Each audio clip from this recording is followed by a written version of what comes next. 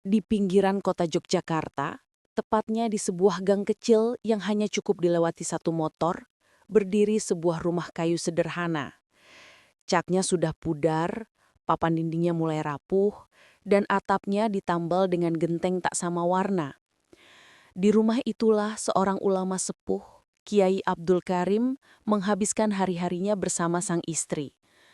Meski rumahnya biasa saja, nama beliau harum ke seluruh penjuru kota.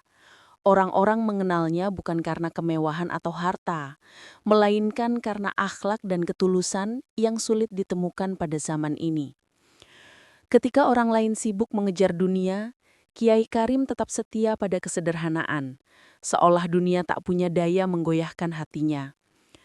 Setiap subuh, sebelum azan berkumandang, beliau sudah bangun. Dengan tenang, ia mengambil air wudhu dari kendi di sudut rumah, lalu berjalan ke musola kecil di ujung gang. Musolah itu sederhana, berdinding bambu, berlantai semen kasar, tapi selalu ramai oleh jamaah. Disitulah beliau mengajar anak-anak mengaji, menuntun remaja yang mencari arah, dan memberi nasihat bijak kepada warga yang datang. Yang membuat kagum, Kiai Karim selalu membawa tas lusuh berwarna coklat yang sudah menua. Tas itu berisi kitab kuning dengan kertas menguning, warisan masa belajarnya di Tanah Suci. Santri sering membelikannya tas baru, tapi beliau menolak dengan senyum. Tas ini saksi perjalanan ilmu, biarlah ia tetap menemaniku. Hidup sehari-harinya jauh dari mewah. Makan hanya dengan tempe goreng, sayur bening, dan sambal sederhana. Namun wajahnya selalu cerah, seolah kebahagiaan sejati bukan berasal dari makanan atau rumah besar, melainkan dari hati yang lapang. Tetangga sering bertanya-tanya, bagaimana mungkin seorang yang dihormati ribuan orang, bahkan sering dikunjungi tokoh penting, justru memilih tinggal di rumah reot. Jawaban itu hanya bisa ditemukan ketika berjumpa langsung dengannya. Senyum tulus, sapaan hangat, dan kelembutan sikapnya membuat siapapun merasa dekat. Bagi Kiai Karim, rumah sederhana itu sudah lebih dari cukup, karena disitulah doa-doa dipanjatkan dan hati dilatih untuk tidak terpaut pada dunia. Suatu sore yang teduh di Yogyakarta, gang kecil tempat Kiai Abdul Karim tinggal tampak lebih ramai dari biasanya. Sebuah mobil mewah berhenti di ujung jalan, menarik perhatian warga sekitar. Dari dalam mobil, turun seorang pria berjas rapi. Wajahnya terlihat hormat sekaligus gugup. Dialah Hendra, seorang pengusaha sukses asal Jakarta yang mendengar nama Kiai Karim dari temannya. Hendra melangkah pelan menuju rumah kayu sederhana itu. Di sana, Kiai Karim duduk di kursi bambu sambil memegang kitab tua. Begitu melihat tamu datang, beliau berdiri, menyambut dengan senyum hangat tanpa sedikit pun terkesan terintimidasi oleh penampilan mewah tamunya. "Silakan masuk, Nak," ucapnya lirih namun penuh wibawa. Setelah berbincang beberapa saat, Hendra mengutarakan maksud kedatangannya. Dengan suara penuh hormat, ia berkata, "Kiai, izinkan saya memberi sedikit hadiah. Saya sudah menyiapkan sebidang tanah luas di pusat kota, beserta rumah baru yang lebih layak. Anggaplah ini wujud terima kasih saya atas ilmu dan doa panjenengan yang sudah banyak membantu umat." Ruangan seketika hening. Istri dan beberapa santri yang hadir saling pandang, membayangkan betapa nyamannya jika tawaran itu diterima. Namun, Kiai Karim hanya tersenyum tipis. Beliau menggeleng perlahan, lalu menjawab dengan suara lembut. "Nak, rumah kecil ini sudah cukup bagiku. Aku khawatir bila menerima rumah megah, hatiku sibuk mengurus dunia, bukan lagi mengurus akhirat." Hendra terdiam, hatinya bergetar. Ia tahu hampir semua orang pasti tergiur dengan tawaran itu. Namun di hadapannya berdiri seorang kiai yang menolak dengan ketenangan luar biasa. Kabar penolakan itu segera menyebar ke seluruh kampung, lalu ke penjuru Yogyakarta. Orang-orang semakin kagum pada kesederhanaan beliau.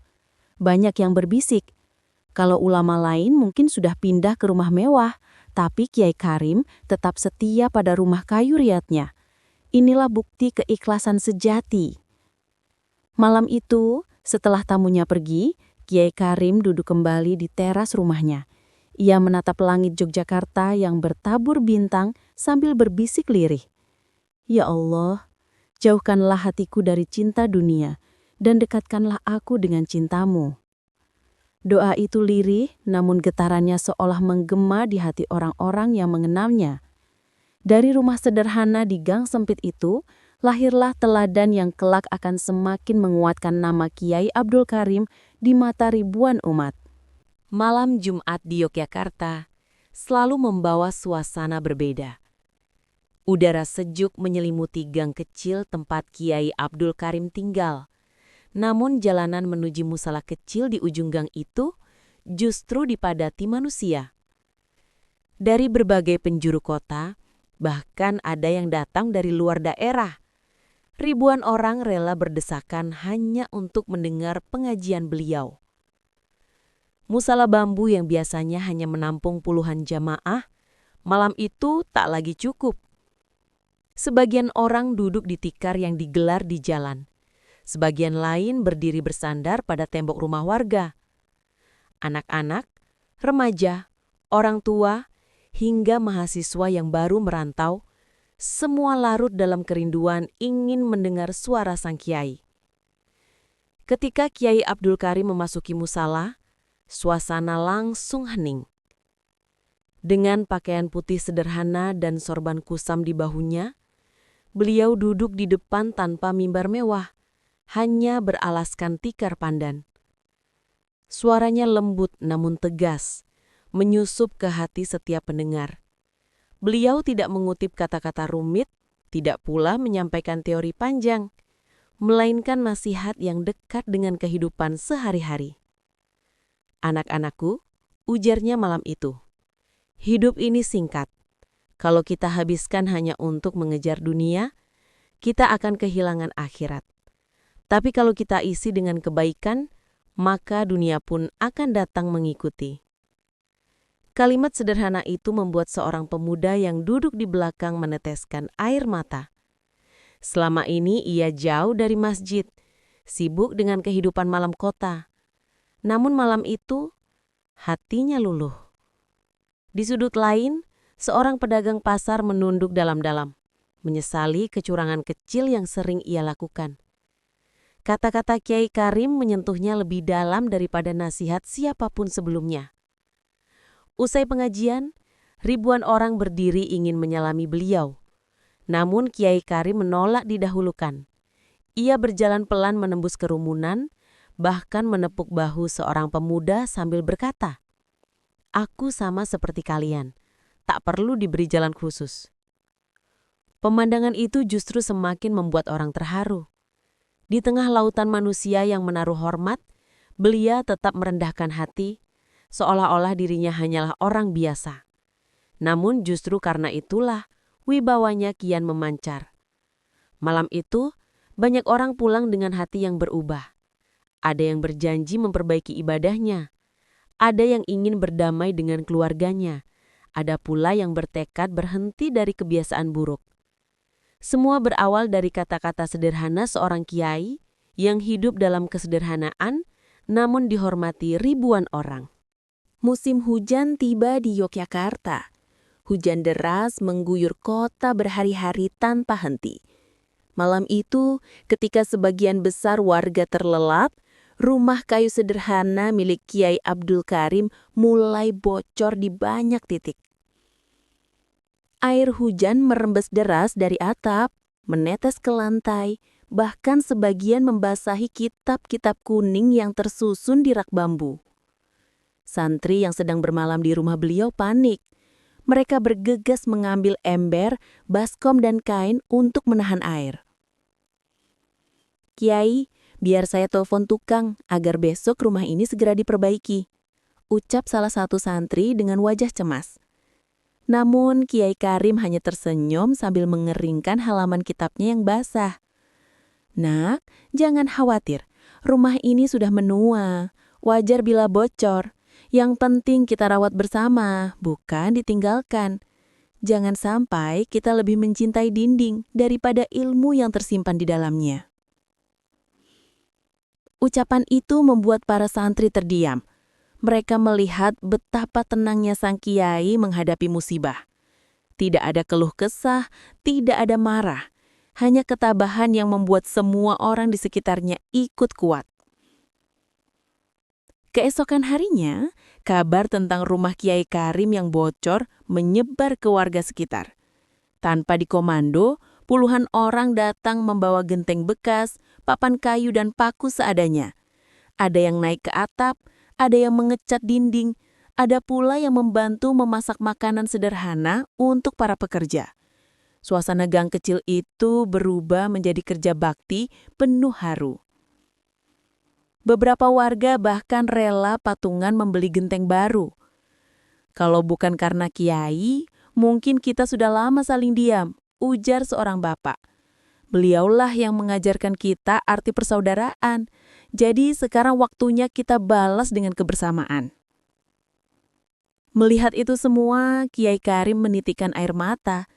Beliau berdiri di teras rumahnya sambil mengangkat tangan ke langit, mendoakan setiap orang yang datang membantu. Ya Allah, berkahilah mereka yang menguatkan aku hari ini, bisiknya lirih. Malam itu rumah kayu sederhana itu memang masih tampak tua, namun kini dindingnya kokoh kembali, atapnya tidak lagi bocor. Yang lebih penting, rumah itu menjadi simbol cinta dan persatuan masyarakat. Ujian berupa kebocoran rumah justru menumbuhkan ikatan hati yang lebih erat antara sang kiai dan umatnya. Waktu berjalan begitu cepat. Tahun demi tahun berlalu, usia Kiai Abdul Karim kian renta. Rambutnya memutih, langkahnya melambat, namun semangat mengajar dan menebar senyum tak pernah padam. Santri dan warga masih setia mendatanginya. Seolah kehadiran beliau adalah cahaya yang menuntun jalan hidup mereka. Namun suatu pagi yang tenang, kabar duka menyelimuti Yogyakarta. Setelah sholat subuh, Kiai Abdul Karim jatuh sakit, dan tak lama kemudian berpulang ke rahmatullah. Berita itu menyebar begitu cepat, dan sebelum siang tiba, ribuan orang sudah memadati gang sempit tempat beliau tinggal.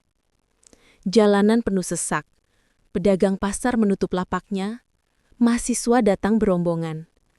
Bahkan pejabat kota tampak melepas jas dan berdiri di antara rakyat kecil. Semua menyatu, menangisi perginya seorang ulama yang begitu mereka cintai. Tidak ada perbedaan status, tidak ada sekat, semua larut dalam duka yang sama. Prosesi pemakaman berlangsung haru. Jenazah beliau diusung melewati jalan sempit yang setiap hari dilaluinya. Orang-orang berebut menyentuh keranda, seakan ingin menyampaikan salam terakhir. Tangis pecah di mana-mana, bahkan dari mereka yang mungkin hanya sekali mendengar nasihat beliau. Di pemakaman, seorang santri berdiri dengan suara bergetar. Kiai tidak meninggalkan rumah mewah, tidak pula harta melimpah. Tapi beliau mewariskan sesuatu yang jauh lebih abadi, ilmu, akhlak, dan ketulusan hati. Ucapan itu membuat banyak orang kembali menangis. Hari-hari setelah wafatnya, musola kecil itu tidak pernah sepi. Santri tetap mengaji, warga tetap berkumpul. Seakan semangat Kiai Abdul Karim masih hidup di antara mereka. Nama beliau terus disebut dengan penuh hormat. Bahkan anak-anak kecil yang lahir setelah kepergian beliau pun tumbuh dengan cerita tentang kesederhanaan dan kebijaksanaan sang kiai. Dari rumah kayu yang rapuh, dari jalan sempit di Yogyakarta, lahir warisan yang tak lekang oleh waktu, teladan tentang keikhlasan. Kiai Abdul Karim mengajarkan bahwa kemuliaan bukanlah tentang harta atau kedudukan, melainkan tentang hati yang bersih dan hidup yang penuh manfaat bagi sesama. Hikmah, harta bisa hilang, rumah bisa roboh, tapi ketulusan akan selalu hidup dalam kenangan banyak orang. Itulah warisan sejati seorang kiai yang sederhana, namun dihormati ribuan manusia.